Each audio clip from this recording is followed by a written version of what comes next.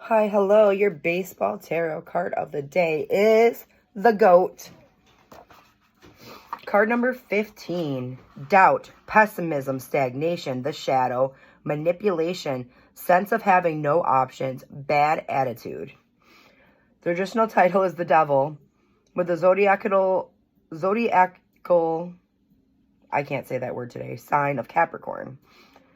I have seen boys on my baseball teams go into slumps and never come out of them.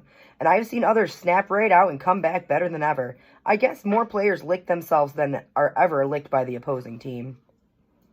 How often have you seen it? A player, coach, or even a manager kicking the dirt on the base pass or around the mound or home plate, angry over a call, shouting, cursing, ready to take on an opposing player or umpire. Then there's the crestfallen player who drops a routine fly ball to let in the winning run. The pitcher who stirs up a round tripper to lose a game. The runner who is in trying to stretch a double into a triple is called out at third base. Just as there can be one or more heroes per ball game, there can be one or more GOATs. You boot a ground ball that should have been easily handled. You make a wild throw to second or third base and the opposing team takes the lead. You walk into the final run of the game or toss a wild pitch that leads to a loss. Or perhaps the worst scenario of all, you strike out with the bases loaded in the bottom of the ninth with the game on the line. You're branded the GOAT, and there's nothing much to be done at this point but accept it. Keep your chin up, maintain a positive attitude, and move on. But sometimes the shadow side of being the GOAT takes over the player's personality, resulting in consistent bad attitude. There is constant grumbling over called strikes at the plate, thoughts that the umpire doesn't like you, or that the opposing pitcher is deliberately trying to hit you. There may even be problems away from the field, at home or in private life, that are causing the player to lose it, project anger onto others, blame everyone else for their lousy breaks. At this point, there's no risk of becoming a perpetual GOAT. There is the risk of becoming a perpetual GOAT, whose horns are more devil-like than goat-like. The ultimate tragedy of this condition is that the individual becomes an outcast, a pariah of the game, branded a bad sport. Is there a solution to the quandary of the miserable GOAT? Yes, the GOAT is an expert climber, with sure footing in even the rockiest terrain.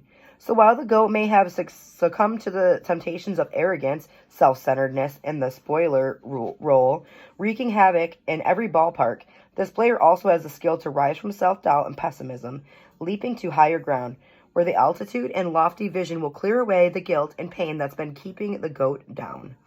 When this card appears in a reading, you may be suffering due to self-created fears, limits, restrictions, or negative attitudes, losing out to someone else for a job promotion, ruining the family celebration with an uncalled-for display of anger, being the constant nag, critic, judge, and jury. All these call forth the image of the GOAT. The appearance of this card suggests that somewhere in some part of your life, your negativity is causing others to turn away. It's time to knock some good sense into your head and count your blessings for a change. Being the GOAT teaches you lessons of humility and reminds you that it's time to plan a comeback after experiencing failure and weaknesses of character. The GOAT coming up can be a crucial wake-up call for anyone mired in persistent doom and gloom attitudes and thought patterns.